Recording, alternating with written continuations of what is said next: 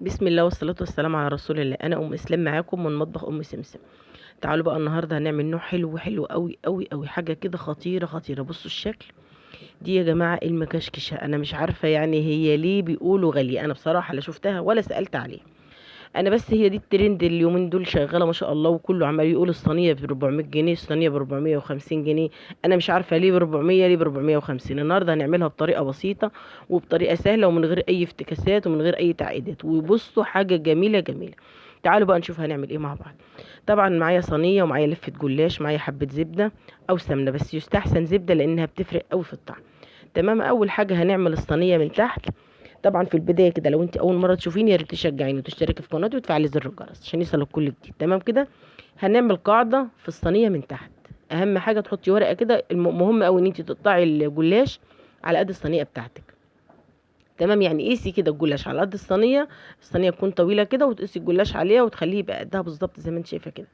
بعدين هنعملها بقى ايه، هنكشكش كده، نعمل الورقه. هتعمليها طبعا بعد ما تدهني الصينيه وتحطي اول ورقه قاعده من تحت، لازم تحطي القاعده دي. تمام كده. بعدين بقى تعملي بقى زي مروحه. شفتي بقى المروحه؟ هتعملي مروحه بقى كده وترصيها. طبعا انا كنت الاول عاملاها بالعرض، لقيتها لا مش نافعه فرحت عاملاها بالطول. لقيتها قصيره شويه فظبطتها جت بالطول. تمام مظبوطه. تمام كده. انت اظبطي صينيتك بقى على زي ما انت عايزه. زي ما انتم شايفين حبايب قلبي، حطيتها كده لقيتها صغيره رحت نقلها الجنب التاني. هنعمل بقى كذا واحده كده، كل واحده هنعملها نكشكشها بقى كده زي ما انتم شايفين. هي اسمها المكشكشه عشان كده. طبعا انا مش بحط سمنه ولا اي حاجه دلوقتي، لا انا بكشكشها واحطها من غير اي حاجه عشان تبقى خفيفه معاكي وتبقى حلوه وتعجبك وتقدري تاكليها، ما تبقاش تقيله على المعده يعني كده وسمن زياده. ويا ريت لو عندك زبده يبقى اهم، لان بصراحه بتفرق قوي في طعمها الزبده. تمام كده. بس لو مش موجود زي حالاتي انا ما كانش عندي زبده، فاستعملت اي سمن موجود عندي في البيت، ما فيش اي مشكله. تمام كده. طبعا زي ما انتم شايفين هنعمل المكشكشه. بصي انت بتعمليها زي المروحه. بصي لما بتعملي مروحه، الورق المروحه لما كنا بنعمله زمان، انت هتعمليها كده، هتلميها كده بايدك مكشكشه كده وترصي واحده جنب واحده وتضغطي كده عشان ما تفكش معاكي. واحده جنب واحده كده لحد ما تلاقي نفسك ان انت عملتي كل لفه الجلاش بتاعتك. طبعا انا هنا لفه الجلاش يعني كانت حلوه وكفتها. ممكن لو الصينيه بتاعتك اكبر هتحتاجي لفه ونص لفتين، انت على حسب ما الصينيه بتاعتك تكمل معايا.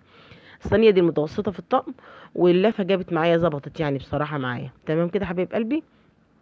طبعا لو انت اول مره تشوفيني يا ريت تشجعيني وتشتركي في قناتي وتفعلي زر الجرس عشان يوصلك كل جديد. تمام كده. انا اسمع ان هي ب 400 يعني حسب ما بسمع في الترند، انا ما شفتهاش، انا بسمع كده عشان ما تقولوش ام اسلام بتقولي الحاجه غاليه. لا انا ما اعرفش سعرها اصلا، بس انا اسمع اللي بيجوا يقولوا ايه، الصينيه الترند دي ب 400 جنيه. الصينيه ليه ب 400 جنيه؟ ما كلفتنيش حتى 25 جنيه. يعني بالسمنه بالسكر 30 جنيه. وحاجه حلوه. بصي نوعها حلو قوي، خفيفه قوي. يعني بصي انت تحسي اصلا طعمها مميز قوي، يعني حاجه يعني بصراحه والله حلوه حلوه حلوه بجد بالامانه. جميله قوي، من اكتر الحلويات، خفيفه سكرها مش كتير ولا اي حاجه. طبعا هنا زي ما انتم شايفين بعد بقى ما هعمل كل الكميه همسك بقى معلقتين الزبده اللي قلت لك عليهم واروح بقى مسقساهم زي ما انت شايفه كده. مش هتحطي سمن كتير، معلقتين بس وتسيحيهم زي ما انت شايفه كده. هنزل بقى بيهم كده زي ما انت شايفه. انا مش حابه ان انا اكتر السمنه عشان تبقى خفيفه وحلوه كده على معدتك. تمام كده. انزلي بقى بالسمن كله كده زي ما انتم شايفين. بعد كده بقى تعالوا بقى نشوف هنعمل ايه مع بعض. طبعا هنركن بقى السمنه، وتعالي بقى نجيب دول كوبايتين من اللبن الحليب العادي خالص بتاعنا. وهتحطي عليهم بقى باكت من كريم كراميل. ما عندكيش كريم كراميل زي حالاتي، احنا مش بنقف على حاجه زي ما انتوا عارفين، احنا شغالين على قد الايد من غير تعقيد زي ما انتوا متعودين معايا. طبعا لو انت ما عندكيش كريم كراميل زي حالاتي كده هتعملي ايه بقى، هتفينك انت. هتجيبي كوبايتين لبن وتجيبي باكت من اللي هو النشا، او لو عندك نشا سايب هتحطي معلقتين، مش اكتر من كده على كوبايتين من اللبن.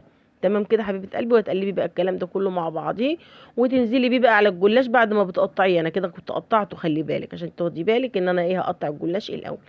انا قلبت الكلام ده كله وبعدين هقطع الجلاش اول القطع اللي انت حباها. تمام كده. بالعرض كده زي ما انت شايف. هقطعها طبعا كده يا حبيب قلبي، وبعدين بقى اروح نازله عليها على طول بالخليط اللي احنا عملناه مع بعض، اللي هو ايه بقى، اللي هو كوبايتين من اللبن ومعلقتين من النشا. لو ما عندكيش لو ما عندكيش كريم كراميل، في اكياس كريم كراميل هتحطيها. ما عندكيش، ما فيش اي مشكله، انزلي بلبن عادي زي ما انت شفتي كده وانا عملت كده.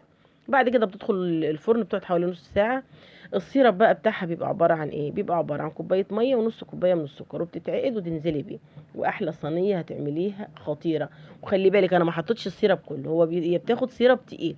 انا حطيت كوبايه ميه على نص كوبايه من العسل، غلوا على النار، عملوا اسفه كوبايه ميه على نص كوبايه من كوبايه سكر على نص كوبايه. لخبطوني يا جماعه، كوبايه سكر على نص كوبايه من الميه، بيغلي على النار حوالي 5 دقايق، انا حباه يعقد. وبعد كده تحطي نص، بعد كده هتسقي بيه زي ما انت شايفه الجمال ده كله.